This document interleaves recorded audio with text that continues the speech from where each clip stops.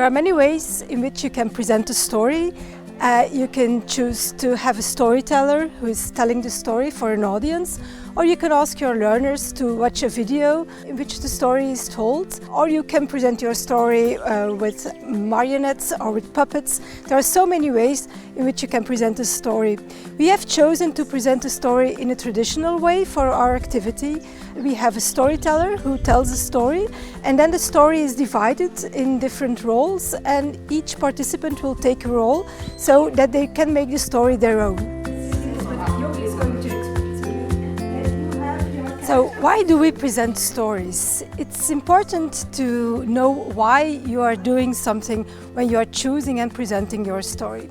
First of all, it's important to have a story that appeals to the audience. It's a story that triggers them, that makes them curious. And secondly, when you trigger your audience, you have to use everything that you have, like your body, your mind, your facial expressions.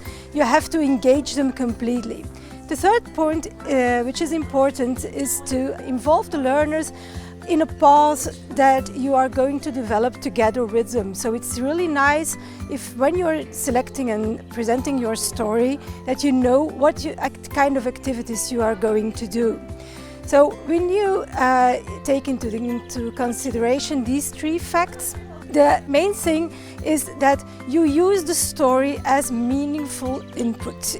It's not just a story, you chose this story and you chose this activity to do with your learners. And it's only in that way that your learners really will become the owners of the story, and they will tell the story to other people, and they will tell about their activity and about what they have done with the story.